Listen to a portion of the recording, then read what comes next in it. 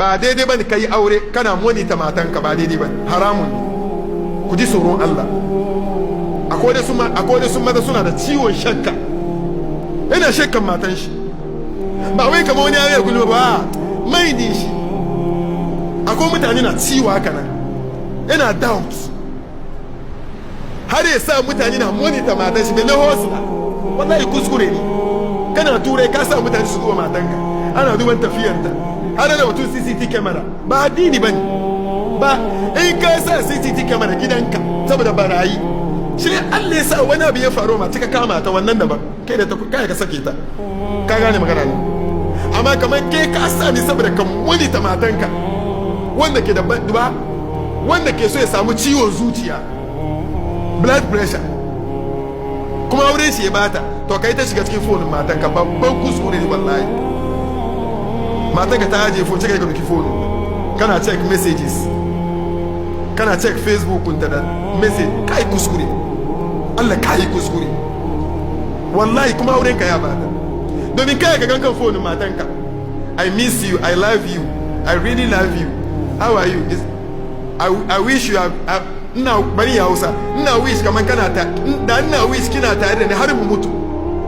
Amma na san dai aure bar muka rabu, amma insha Allah aljanna. Wallahi kai ka ga wanga message ko ba haramun bai, message kai ga cikin phone mata kuma ba haramun bai.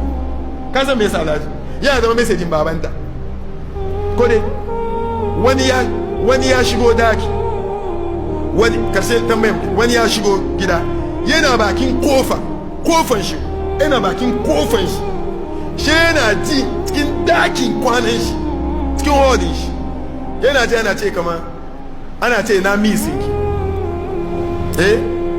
Matan shi na kan line, matan shi ke kan phone, na ke kuma I miss you too, bye bye, take care of yourself. Okay, you too, take care of yourself. Allah yana shigo wani na sake ki, sai akwai mazayin kishi abe wai na baki no na sake ki. Allah ya yi sa mun ga muke kawai ya sake ta, kuma sake ya tabbata.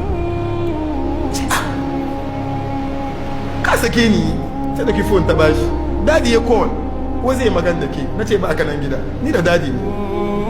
Babanta babanta ita da babanta ke fira kan baba ya ce mata take care of yourself, I miss you, ko laifi aka tuna baban, a sai baban tikin ana dai kari phone kuma ya call ana baban ko ga line phone bai kariya ga number kuma ya call back, amma ya tunu ya baro.